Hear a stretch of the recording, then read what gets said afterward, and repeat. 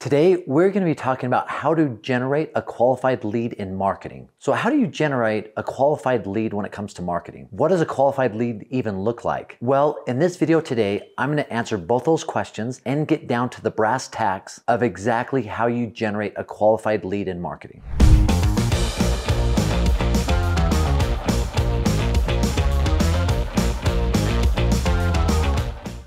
Do you realize that the quality of the lead that is generated could absolutely break or boost the morale of your sales team? Leads are literally the lifeblood of any sales organization, and crappy leads can actually lead to the downfall of a lot of sales organizations. However, don't get discouraged because I'm going to cover exactly today quality lead generation in marketing by first helping you understand what a lead is and how to qualify it through different marketing channels. I'll also go through strategies on how to improve your leads after they arrive into your company's hands. Finally, I'll show you just how the steps of qualifying a lead can mean the world to your bottom line. If you're ready, let's go. So what is considered a lead? In my mind, they need to have done two things, one of two things. They either need to invest time or invest money. If we're saying somebody is a lead, they've either bought something from your organization or the organization that you represent. It means that they've, at a certain time, they've seen something, they've pulled out their credit card, and they've made a purchase either on a product or service that you represent or the organization that you represent offers. Or on the other hand, they've invested time. This means that they've attended an event, a seminar, or they've taken time to fill out an application. Either one of those can be considered, in my mind, a lead. So either they've invested the money on a purchase of product or service, or they've invested time, meaning they've attended an event, or they've taken time to fill out an application or a survey that comes into your organization. Now, some people might say, I don't know if I'm interested in somebody who just invests time, right? I need somebody who invests money. But I'll tell you a quick story. Early on in our sales organization, this is almost 20 years ago, we had an individual we were working with, and they were a great lead provider for our organization. And they came to us and said, listen, we have these leads. They haven't spent any money, but they filled out this application. And it's a pretty lengthy application where we asked them to fill out their vivid vision. And we thought, I don't know if we want these leads, right? They haven't spent any money, but we looked at some of these leads because it was 2-3 papers long. And you'd look at these papers and they had written 2 or 3 pages of their vivid vision. They'd actually gone deep into their mind and said, this is what I want my ultimate situation to look like. And people put some amazing thought, energy, and effort into that. And because they had put that much time, energy, and effort into it, they were super committed to what their future self looked like at a certain point down the road because of their vivid vision. We got these leads out to our sales floor. We decided we would test it, and it ended up actually being one of the best leads we'd ever put on our sales floor, almost doubling the conversion of any other lead we had out there at that time, even buyer leads. So investing time, I promise you, if they've invested enough time in the right way, can absolutely be a qualified lead for your organization. So now let's talk about what type of leads that there are to help you understand which ones are good ones and which ones aren't so good.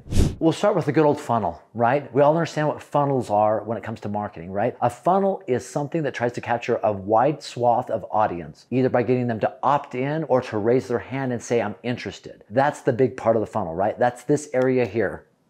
So all of the potential leads, opt-ins, hand raisers, come into the top end of the funnel. But the purpose of a funnel is just like a funnel looks like, right? We're trying to get them from here down to this very narrow where we're getting the best of the best at the bottom part of the funnel. So let's talk about leads at each step along the way. So at the top, as we mentioned, opt-ins or hand raisers.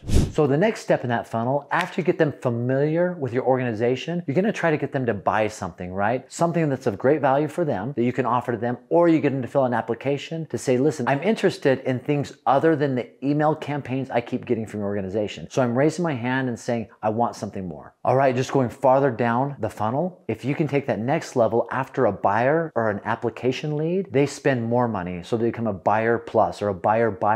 And if they're a buyer, they're pretty dang good, right? But also if you can get them to buy and fill out an application, we just call that a combo lead early on in our marketing process, meaning that they bought something, plus they filled out a consultation. So they invested time and money. Those became some of the highest converting leads we ever had in our organization. Now, obviously, the next part of the funnel after that is they're a larger purchase, right? So maybe rather than spending $20, $30, $40, they spent $300, $400, $500. The bigger the investment, whether it's time or money, the higher qualified the lead is going to be. So in this scenario, if you can get them to that large purchase, plus having them invest time, that's going to be crucial for your organization.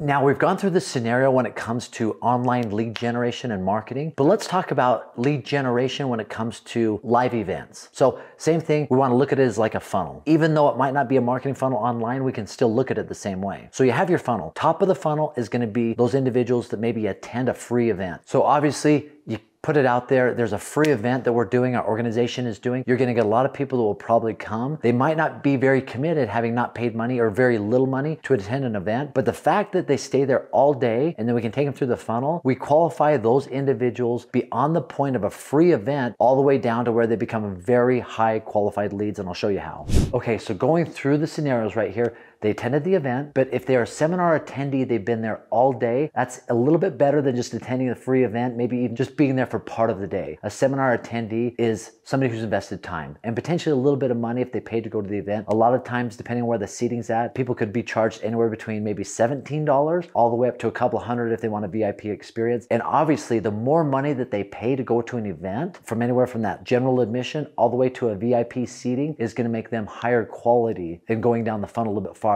than spending a smaller amount. Now, if they attend that follow-up event, it's even better, right? They go further down the funnel, becomes a much more higher qualified lead. Eventually, if they attend that second event, they become that much more qualified, and if they purchase something there, it's what we call a buyer lead. And so in the seminar world, if you're looking for the best of the best leads, these are people who attended the event, purchased something, which is typically a follow-up event. They attended that follow-up event and they paid additional money for products or services. Those become the best of the best leads. We work with an organization where we do some of their fulfillment, that these individuals follow this to a T, and they have some of the highest quality leads that their sales organization dials, and they do a significant amount of revenue every single week at a very high conversion rate following this model right here. So now that we have an idea of qualified leads, let's talk about how they're generated. So leads can be generated online, which is typically where you're going to see most of the leads. Back in the day, you'd have some that were generated on TV, you'd have some that were generated on radio, and some that are even generated on social media, which is probably the most prevalent way leads are generated today. And I've actually worked all of them, right? So I've seen everything from a TV lead, a radio lead, all the way up to a social media lead. And they all have pros and cons. Once we have leads, we know what are good leads and bad leads, right? We know where they come from. How can you improve the quality of leads once they come into your organization? And I love the saying, the better you market, the less you have to sell, right? Just think about it. If you market better on the front end, the requirement to sell on the back end becomes much more easier if they have a really good understanding of what they're getting involved with. So the better you market, the less you have to sell on the back end. Once a lead comes in, we want to figure out how do we get these to be even better. So here's a couple small things you can do that'll make all the difference in the world. So if you have a lead come in, if you could get that lead at some point to go and fill out an application, right? Whether they've come in as a buyer or as a seminar attendee or as a buyer at a seminar, if you can get them to answer a handful of questions that are leading them towards the mindset that you want them to have as you go through the sales process, that could qualify that lead even that much greater. We used to get leads back in the day where they would buy something and we'd send them out a questionnaire that had maybe 4 or 5 questions. And just by doing that, that would raise the conversion by almost 1.5 times of what they were currently converting at. Another idea that we had was to be able to get these individuals to set an appointment. So if you have a lead come in, if you could somehow, some way get them to book an appointment on a calendar through a Calendly link and follow up with commitments that they'll make that event, whether you call them or send them out email reminders. And the best way to do that, we've always found, is have somebody call them just to commit them to that time because it's on our calendar. And if you can get them to do that, that becomes a much higher quality lead as well. Another way is if you can get these leads to join a teleconference or a webinar. So the leads come into your organization. If you can get them to attend a webinar and listen to a webinar presentation, that's going to qualify them even more. So even though you've got leads in your organization and you want to qualify them better for your sales team, those are some things that you can do. And a teleconference or a webinar, if they stay and listen the whole 20, 30, 40, 60 minutes of that presentation, they're going to be much more qualified than they are if they just come in as a buyer. We used to do this with a handful of leads, and we might have only had about 5 to 7 that attended, but the conversion on these leads versus just them coming into our organization after they listened to a webinar went up by 3, sometimes 4 times a conversion rate from when they first came in the door. It made a world of difference. And one last thing that works really well, and this is if you have the resources, is having somebody preset those leads. If you had an individual on the team that could call those leads and say, listen, I want to set an appointment for this person or that person, and obviously you got to script it out to where it makes sense and it sounds advantageous to them, but if you can get them to preset to somebody, that qualifies them even a little bit better. So those are 4 different things that you can do to improve the leads once they come into your organization.